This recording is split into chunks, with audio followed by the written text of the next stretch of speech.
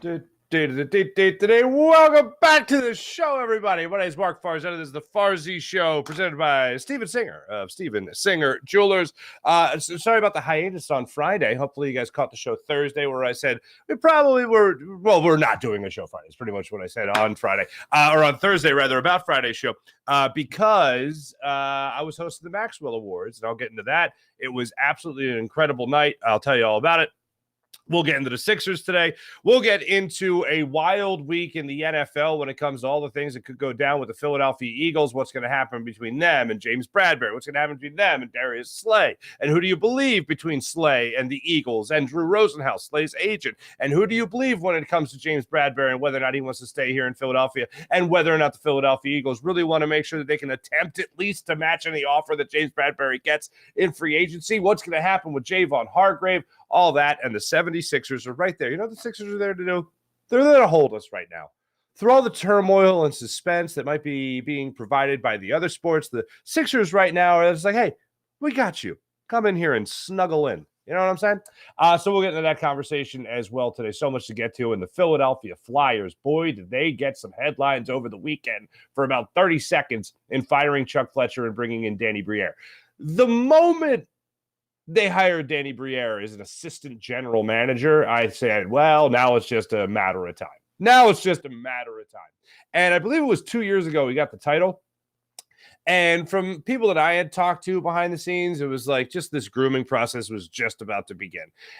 And for a lot of reasons, it makes sense. We'll get into this conversation a little bit later in the show. But I do want to start off just by thanking all the great people that were kind enough to reach out and congratulate me on hosting and congratulate me on being able to be a part of such an amazing event that was last Thursday night in the 86th annual Maxwell Club Gala. This is a football awards program, and it was absolutely unreal. Jalen Hurts won NFL Player of the Year. Nick Sirianni won NFL Coach of the Year. Brandon Graham won a humanitarian award, and those were just 3 of the 13, or rather, I should say 12 awards given out because there was a split winner for work in the community that is absolutely incredible. The Andy Talley Bone Marrow Foundation Award given to people that help out Andy Talley's charity in raising awareness about bone marrow donations and stem blood cell donations as well. It's absolutely an incredible event, and it covers so many different things. There was a winner from high school. This is a fun name to say, Stefano Montella. That gentleman is going to do a lot of great things in his career. He was the high school player of the year for New Jersey, Pennsylvania, and Delaware, the tri-state area right there. So it was just an amazing event to be a part of. I just had such an amazing time doing it, and thanks to everybody else that reached out. We did have to make that photo quick, though, because Jalen was saying that trophy was really heavy. He did say that a couple of times, actually. But it was great to get a chance to talk to him and see Nick Sirianni and see all these guys. And here I am standing next to Brandon Graham, and Brandon's been on the show, and we're just talking about a bunch of different stuff. And then literally 12 hours later, Brandon Graham re-signs with the Eagles, 1-year deal, or at least will re-sign with the Eagles, 1-year deal. But it is, I made it official already, excuse me. But I was just like, of course. What is he going to do? Just tell people in his speech, tell me personally that he's coming back? I'm glad to see that he is back. And the only time I ever doubted it was when Derek Gunn, who we all know, Derek Gunn knows Brandon Graham rather well. The only time I ever doubted it was when Derek Gunn tweeted out, or put out there on Sports Take, I believe it was, that Brandon Graham was going to be a beloved figure here in Philadelphia, forever. When he was talking about his career in Philly, almost as if it was a reflection, like, well, if he does leave, he's still one of the most beloved. I'm like, that's interesting. Maybe BG won't be back. But from everyone else I talked to, including Gunner, which was just weeks before that statement got made, I was thinking, oh, this is great. I thought he'd be a cap casualty. But they in fact bring him back on at least one more year, which is awesome to see, to have that guy stay here in Philadelphia. But just such a great time to host that event. And I will say, if anyone's ever done any form of public speaking, and there's like 1,000 people at this gala, right? I'll just tell you guys this little behind the scenes thing real quick. They give you a PowerPoint deck, right? And they say, hey, first off, I got a run of show. All right, I got a run of show, everything we're going to be doing in the show. And then I said, this is great. This is about a week ago. Hey, this is great. Now I just need the script whenever you guys get a chance. And they're like, oh, you write the script. And I'm like, I'm sorry, what? So I had to write the script and use PowerPoint to do it. And I haven't used PowerPoint since college, so that in itself was amazing. But anyway, you go out on stage and you have this little screen in front of you, and you get this little clicker that lets you slide through, the different winners and basically your script and all that stuff. So I go out there, and let's just say the clicker is about half the size of my phone. Okay, so I put the clicker in my jacket pocket, the breast pocket of my jacket. And I'm like, good, I'll just leave it here until I go on stage so I know I'll have it and won't forget it when I go out on stage in front of 1,000 people. So, you know where this is going.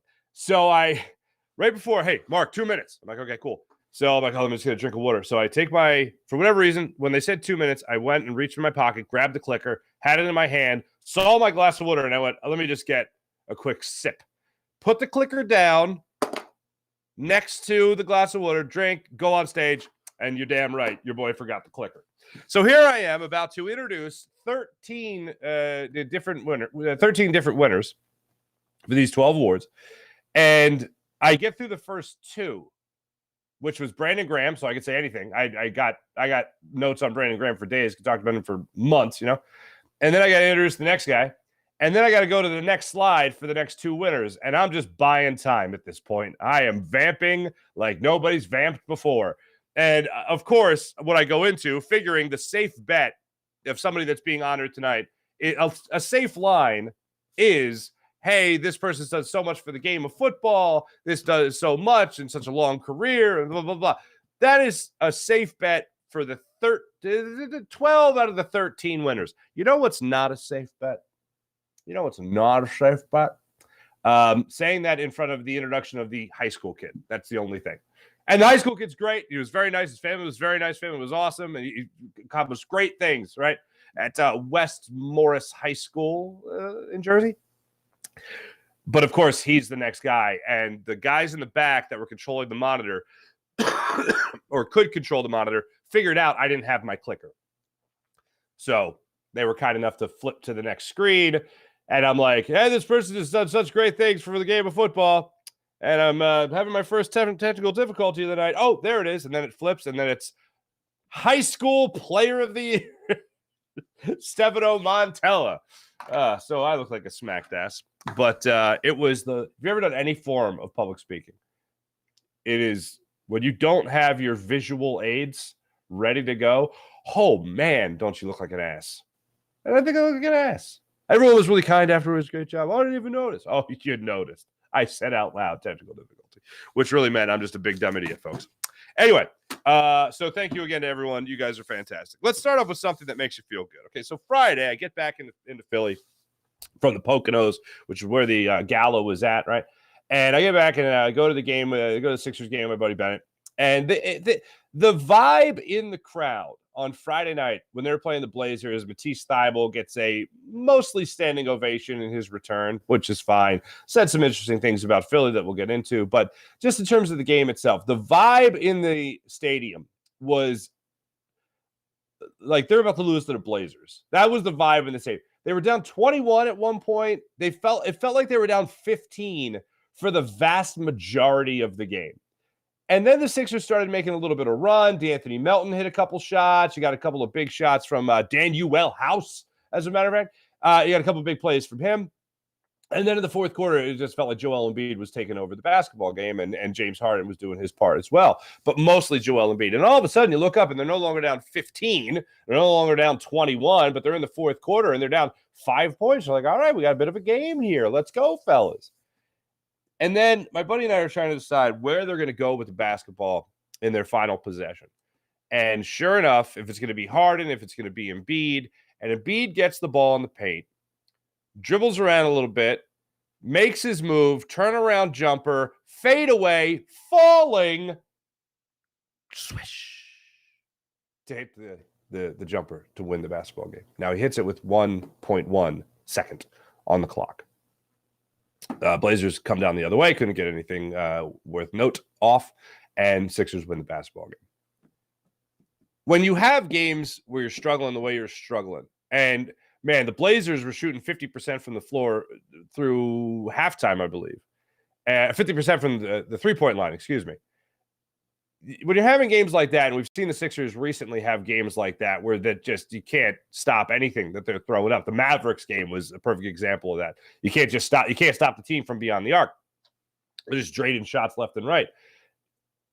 There's something about that fourth quarter when you have Joel Embiid and you have James Harden playing at the level that they're playing at right now. You just feel like you're always going to be in it. We talk about it all the time in football. When you have a quarterback, you feel like you could always win the game. Jalen Hurts gives me that feeling about the Eagles. You could always win. With Joel Embiid and James Harden, you got quick strike ability from James Harden being able to knock down the three. You got James Harden being able to set up his teammates for 3-point attempts. And then you have Joel Embiid being as dominant as a player as you can have right now, especially on the offensive end. And still on the defensive end as well, which is why he should win MVP this year. But when you watch them play in the fourth quarter, it's a different ball game. And last night it was a different ball game as well against the Wizards. When push came to shove, they just dominated. They just dominated. And the thing is, last night it really happened in the third quarter. Second half, they wanted to shut down the Wizards and really not even make a game of it. Joel Embiid didn't have to play in the fourth quarter last night. But when you have guys playing at this level like Harden and Embiid, occasionally Tyrese Maxey, and then occasionally you have somebody else get hot from beyond the arc, that's where you start to feel really confident that you won't do that thing that we're all hoping the Sixers really don't do again, which is be that second-round exit. Everything the Sixers do from this point till then is about not being a second-round exit. It's not about finishing with even in the second seed, which could help their odds greatly of not being bounced out in the second round. That's for damn sure. But it's not even about that. It's just about making sure that this team is as confident as possible, and the fan base is as confident as possible, that we won't meet that all too familiar end to the Sixers run, which happens in the second round of the playoffs, unfortunately. But you might look at it and say, oh, it's only the Blazers. They beat the Blazers. Good for them. Oh, they beat the Wizards. Good for them. It's about how they've looked in those games. Through the majority of the Blazers game, very disheartening. But in that fourth quarter, towards the end of the third as well, they started to take over. And in this game last night against the Wizards, they had control this game for the vast majority of it. And then they really slammed the door in that third quarter. Joel Embiid said after the game last night, yeah, I kind of like not playing in the fourth quarter. That's nice. Not having to play in the fourth quarter. That's kind of nice. If the Sixers do and play at the level, if they do what they're supposed to do and they play at the level we all know they can actually play at, and they do that through the rest of this regular season, then you're going to feel a lot more confident come playoff time. And you're most likely going to have a better seeding come playoff time. But the thing that continues to get me is what I talked about on Thursday. I have never seen Joel Embiid improve this much as the season has gone on. Usually in years past, we've talked about load management, giving them that time off, letting his body rest, always starting to break down, whatever it might be. It feels like, and I'm not saying that every other year he's been trashed towards the end of the season. I'm not saying that at all. I am offering nothing but a compliment in this observation that it seems like he is getting stronger, and he is getting stronger better than he ever has, more so than he ever has, towards the end of any season, where it's not us worrying about whether or not he's breaking down or he's getting tired or an injury is looming or he's had the foot injury, he's played his way through that, and now he continues to play at an MVP level. And that's on both ends of the court. So in watching him this year, if you're looking for something other than just overall team play and their record in the second half of the season, whatever you're looking at, if you're looking for a reason to really believe the Sixers can make it out of the second round, that this could be the best Sixers season since the 2001 season with Allen Iverson, as we all know, if you're looking at that, and you're looking at something you need a little bit more confidence in, it's Joel Embiid's play down the stretch that gives me the ultimate confidence. And then on top of it, I know that they made a big deal of this last night. I know they've made a big deal of this on the national stage as well. James Harden leading the league in assists and Joel Embiid leading the league in points. That is a thing of beauty. You got the two best people at what they do working hand in hand.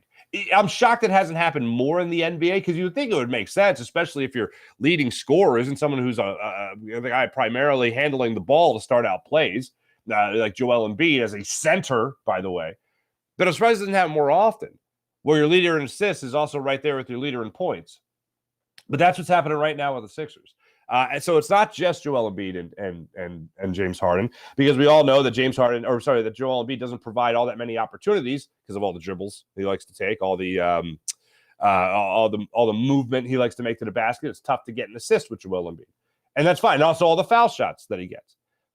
But James Harden is finding a way to make sure everybody is getting involved in this game plan, whether that's Tyrese Maxey, whether that's Tobias Harris, whether that's James Harden playing with an all-bench lineup, more or less. He is getting guys involved. So even without Joel Embiid on the court, you're seeing a guy like James Harden be that floor general that you need him to be. And on top of it all, you're also not seeing him do the thing that we saw him do as a member of the Sixers last year, which is force plays, attack the basket at a much lower rate, turn the basketball over more.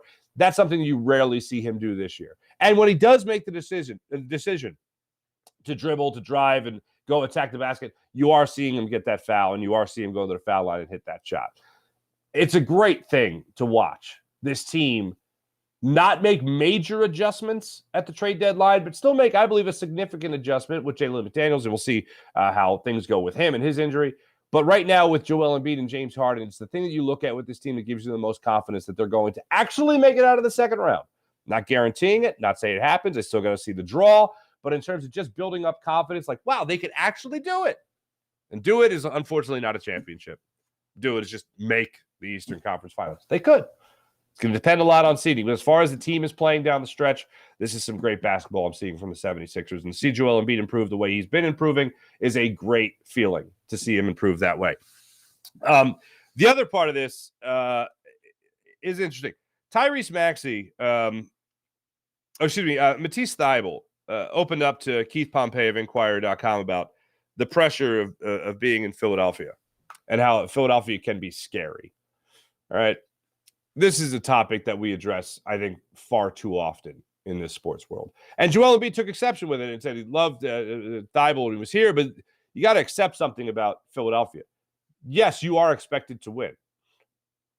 Even if the preseason predictions aren't Sixers win the championship, man, it's funny how things change as seasons go on. And it's funny how, you're playing a team like the Hawks, you should win. Playing a team like the Heat, you should win. Playing a team like the Raptors, okay, that would be a tough one, but at least go to a Game 7, see what happens, and quadruple doink, okay? It's a wild thing to witness. But I think in Philadelphia, one thing that we definitely do is we don't just look at the beginning of the year and say, all right, well, these are the expectations. If they do better than that, like the Phillies, for instance, go to the World Series, well, then I'm happy. No, it changes. Expectations change. It's not, my opinion now isn't the same opinion that it was, back in November, because I've seen things change. I've seen James Harden actually play at the level I didn't think he'd get back to. Joel Embiid didn't think he'd get back to. He is playing the closest he's played to an MVP level since he actually won an MVP award with the Houston Rockets. We have seen him play in the best shape we have seen him play in years. We have seen him set up other teammates the best way he has in years. I did not expect this version of James Harden to go out there on the basketball court this year, and he has exceeded my expectations. So with that, am I still supposed to say, there's no chance they make it out of the second round? No, they got a chance now. I thoroughly believe they at least have a good chance of making it out of the second round. I didn't think I'd say that before the season started.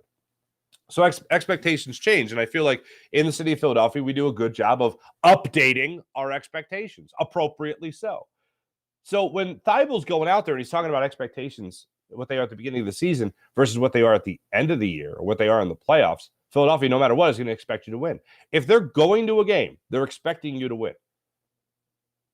And you can use the phrase hard-earned money all you want. The bottom line is they just want you to win. Thybulle, what crushed his legacy, and I know some people don't want to admit this, some people want to stay away from the topic, when people saw that he wouldn't get vaccinated to play in the playoffs. Hey, look, I'm all for standing up for your beliefs, but as a fan base, nobody wanted to hear that.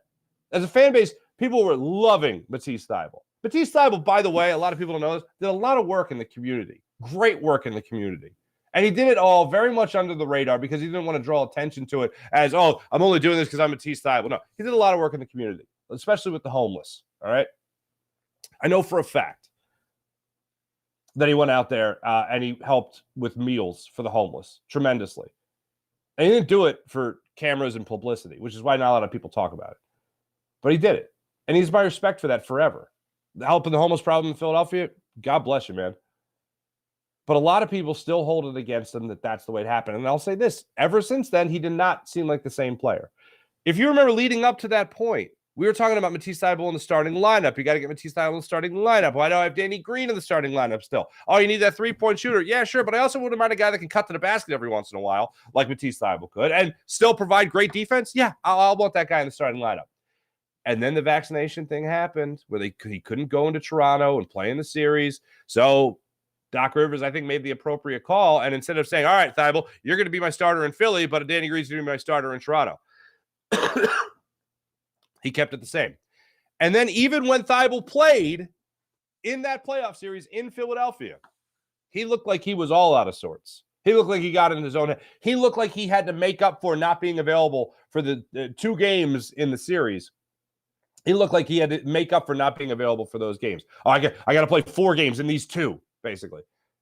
He couldn't get out of his own way. And he was never the same player, even up until the trade. Never the same player. Respect the guy. Love what he was able to do on the court defensively, especially. Love that he was willing to work hard and improve and all that stuff. But just was never the same player. And I think Philadelphians also not really being short on words when it comes to voicing our opinions or frustration and emotions. I certainly think that had a lot to do with Matisse Thybulle not being able to play at the level that he was playing at previous to that playoff series. Because he knew what everybody thought. He knew what everybody felt. And I think that got in his head.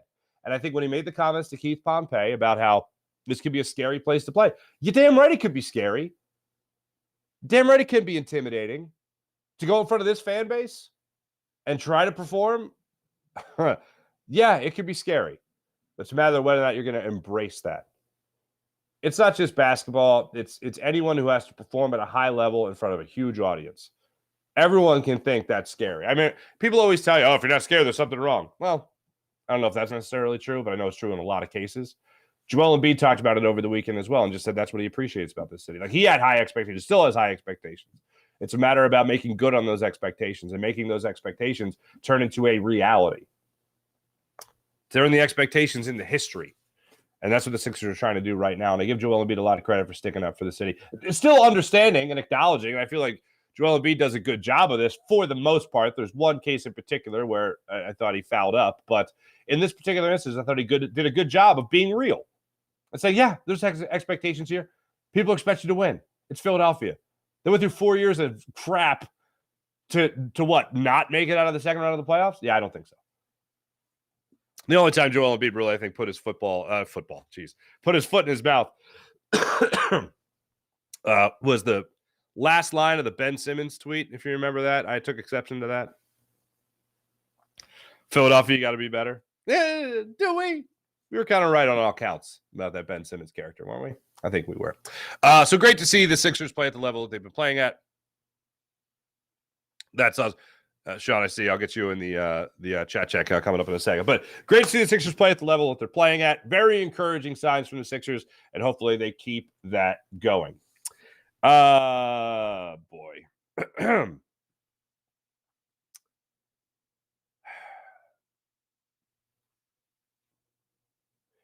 Eagles free agency.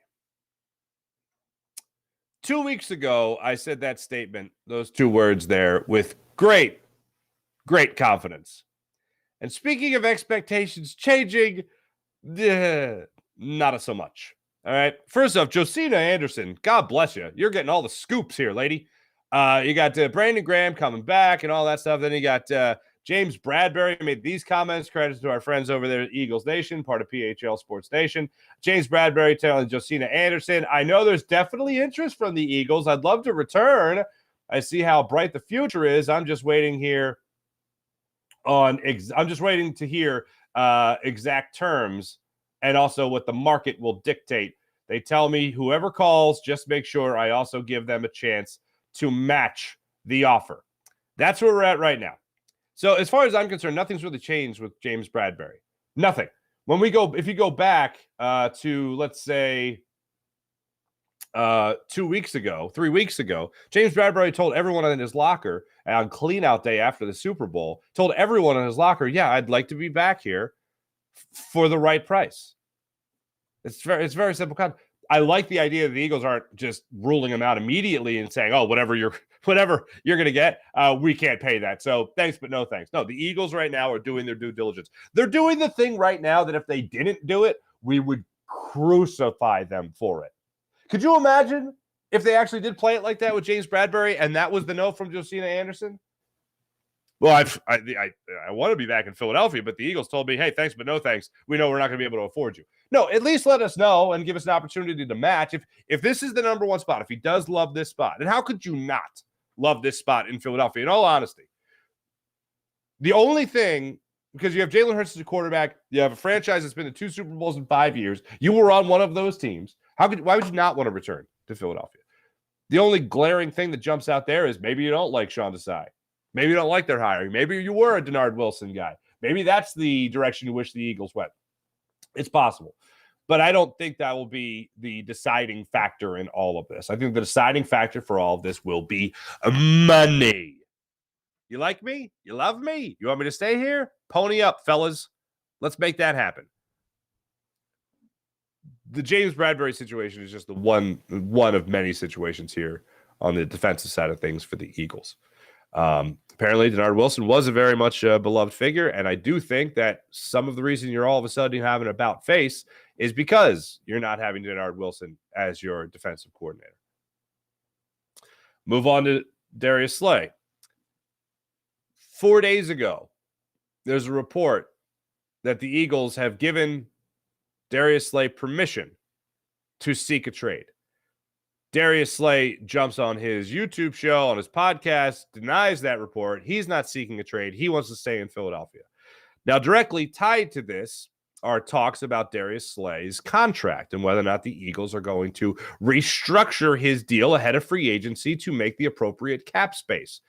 It's something that I flat out expected. Maybe not for Darius Slay, maybe more of Lane Johnson, where the Eagles would restructure money there. I wouldn't put it past them to restructure money in multiple areas in order to make the appropriate cap space to re-sign guys that you want to re-sign. Chauncey Gardner-Johnson, who we'll get to, being one of them. James Bradbury already. James Hargrave being another one. Javon Hargrave, being another one. But Darius Slay, I believe this is what's going down right now in the Darius Slay situation. I believe more so than James Bradbury that Darius Slay wants to stay here in Philadelphia. I also don't think Darius Slay wants to defer any money in his contract as a 32-year-old who also had a tough injury towards the end of last year that some might attribute to a downward spiral of play. Not spiral out of control, but certainly not the level that we saw maybe for the first 12 games of the season. I don't think he wants to leave Philadelphia. But I also think he doesn't want to be forced out of Philadelphia. And I think what would force him out of Philadelphia is a restructuring of his deal. That's where the rub lies. It's a matter of contract negotiation right now. And you can say that about a lot of different cases, but when a player already has money in hand and all of a sudden you want to move money around, I know in a lot of instances they just write a check and you get that money immediately, so some guys aren't as pissed off. But the issue the Eagles might be facing right now, they might be more along the money-saving lines as opposed to the respect of the cap line than they maybe should be. So I think what is really going on here is that Darius Slay doesn't want his money messed with at all. And if the Eagles mess with his money, then we're going to have an issue. And I think I have this. Devontae Smith tweeted at his boy, Darius Slay.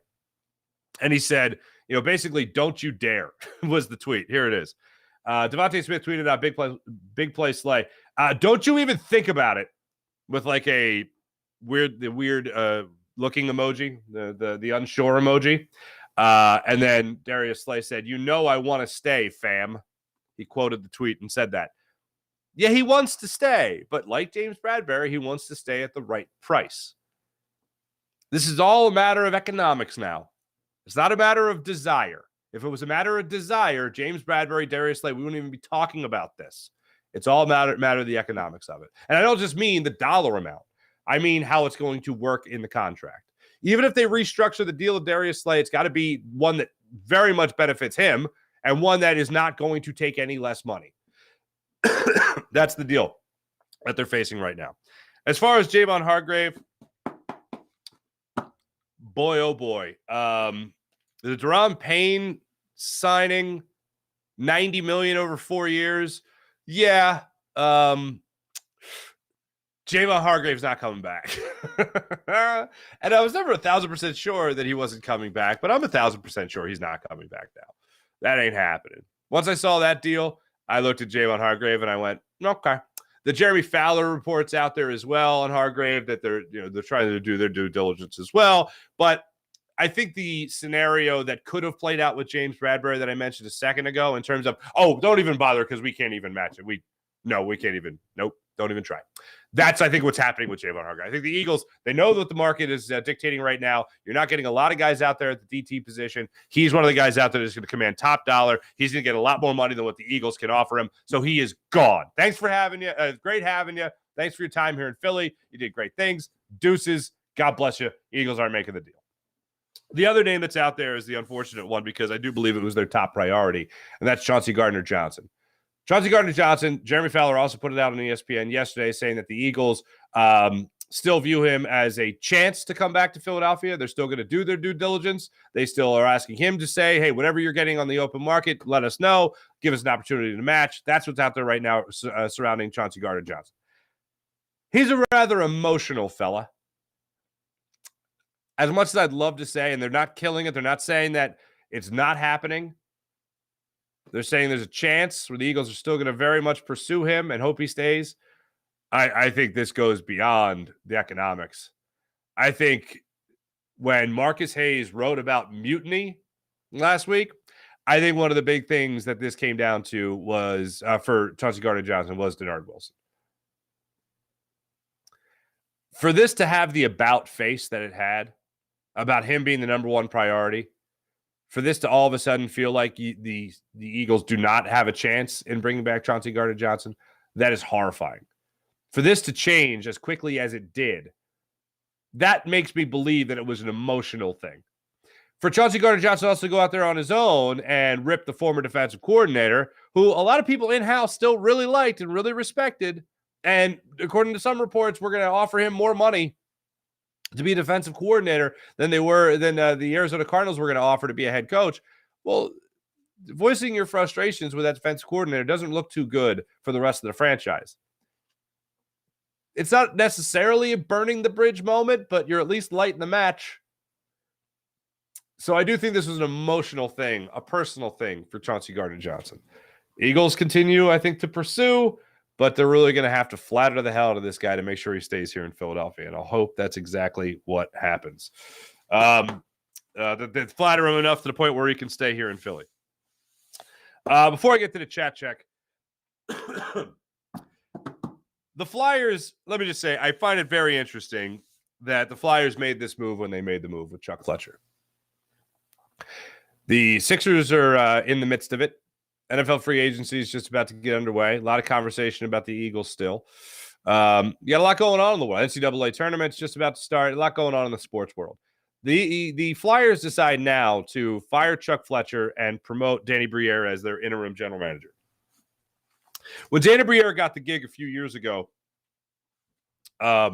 this was just bound to happen. It was a matter of time before he got either interim job or the job from Chuck Fletcher. Because even with Chuck Fletcher, I didn't imagine some amazing turnaround for the Flyers where they were going to start making cup runs and they were going to start to really build a winner. I did not see that happening in the least. So I knew it was only a matter of time. This is what needed to be done, though, as far as the Flyers went.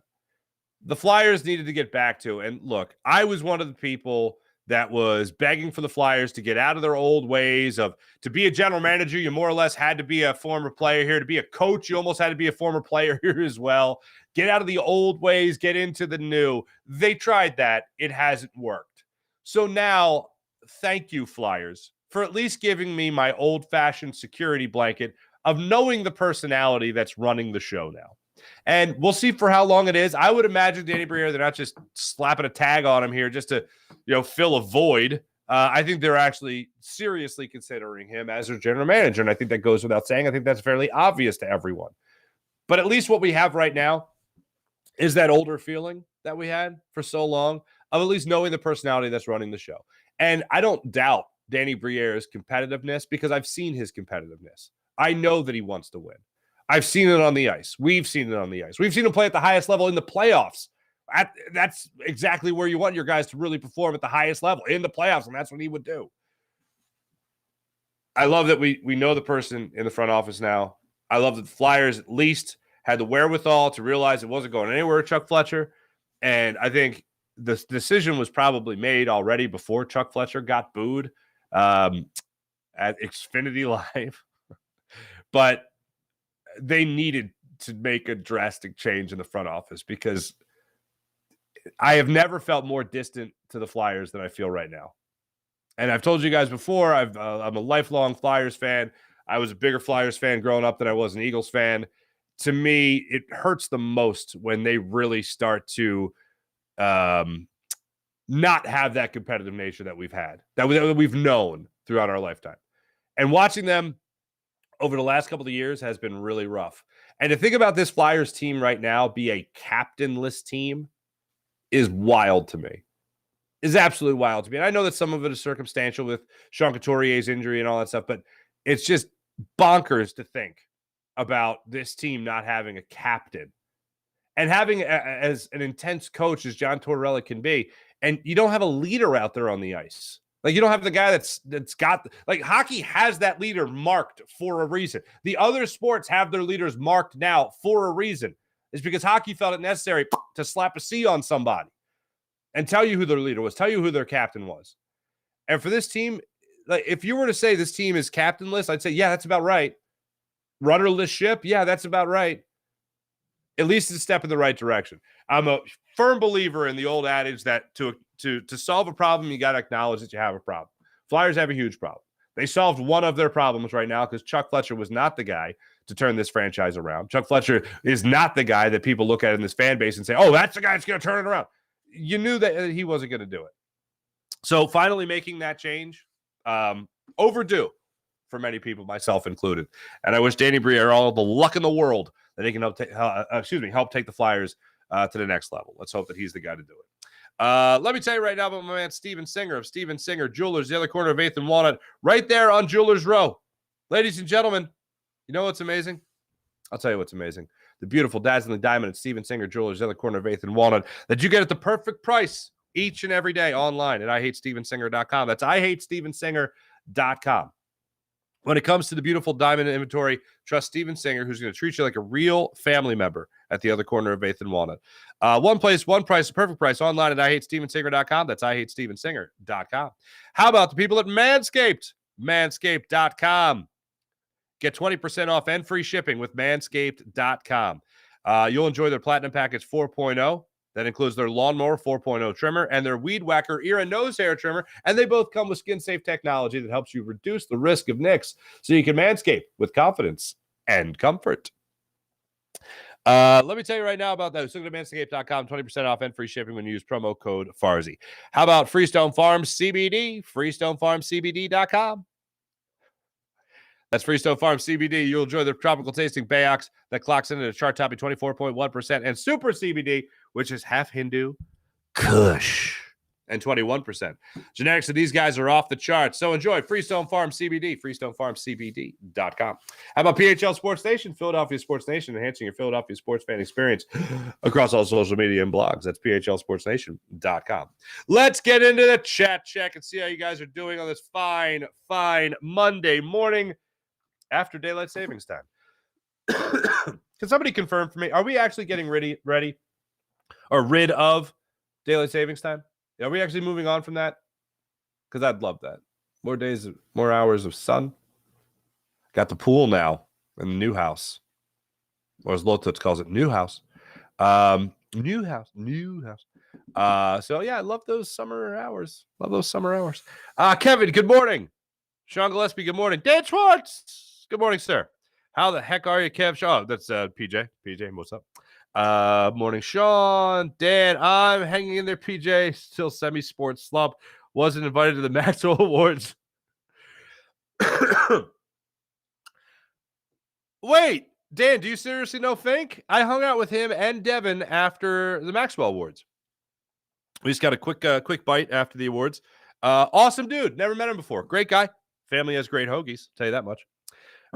Weird story for you guys. There is an alien ship in our solar system that sends out drone-like crafts here for surveillance, according to the Pentagon. Yes, you read that right. The Pentagon. Dan, NFL free agency starts officially on Wednesday. Tampering period opens up today. I think you can do the legal tampering, right, PJ? I think it's today you can do the legal tampering, which last I checked, legal tampering is called negotiating. So, yes, it remains the stupidest expression in sports or phrase in sports. Yeah, well, Dan Schwartz, sorry, there's a high probability that it's an alien ship. So there you go. NBC put that out there. He just Googled it. All right. Well, there you go. That's interesting. Mally, so did you say they could finally use Space Force? They could finally use Space Force. You know, the super team that the man with the bad hair and sprays him. Oh, right. Now I know where you're going with this.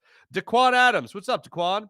He was in the MVP conversation in 2001, his first year in Brooklyn. Yeah, but I feel like he's playing even better now.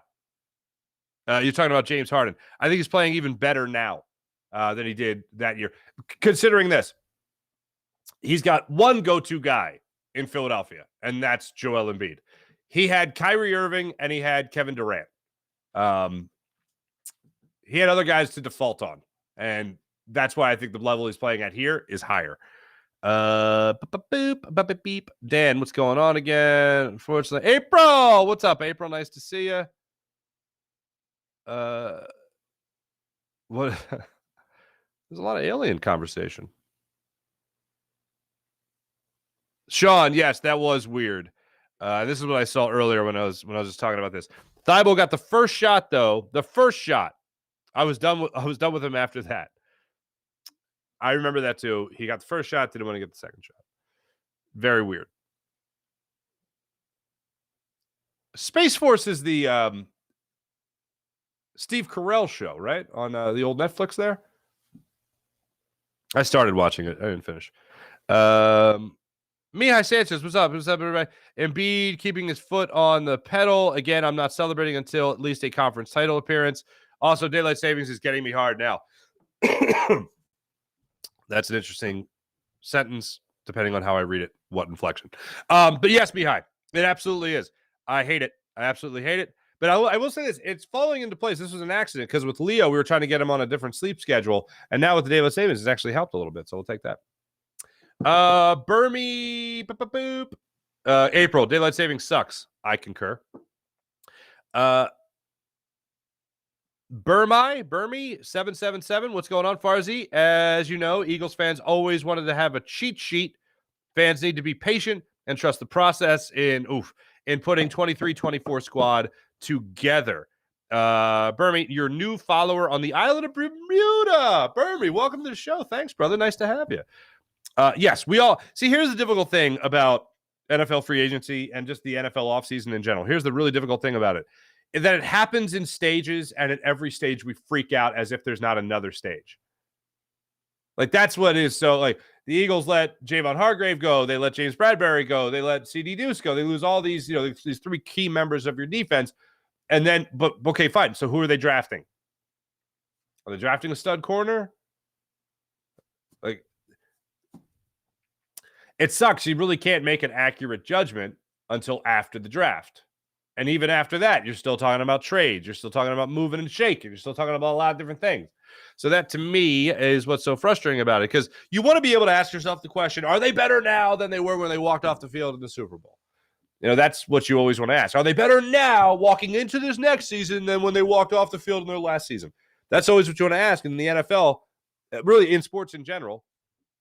But I think the NFL, well, first off, it's the NFL. It's the biggest show in town. But I feel like there's always such a huge microscope over every single move that everything gets dissected and overanalyzed and everything. So that's the most difficult thing about it.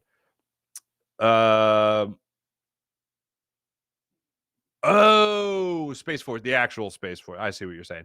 T-Bro!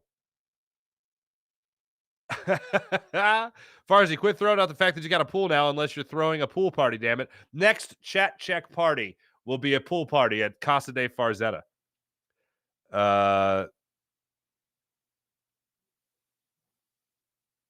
There you go. Real thing. Yes. Omar Harvey is my name here in Bermuda. Omar Harvey. Welcome to the show, Omar. Nice to have you. Travis, what's up, Travis? You want to let go of Slay and keep CJ and Bradbury? You have feelings of Howie's. You have a feeling of Howie's up to something with the small moves he's making? Wait, I don't want to let go of Slay. I don't want to let go of CJ. And I don't want to let go of Bradbury. I don't want to do any of those things. What I think is the happy medium is honestly Bradbury goes, you draft a corner. I think you keep CJ GJ, CD Deuce, as he's really known in this program. And then you also restructure Slay's deal in a way that he still makes all his money, basically. Got there about 20 minutes late. The clicker story is hilarious. I could totally relate. David, thank you, David. Yeah, it's not fun. It's not fun. And now he's done a lot for the game. He's 16.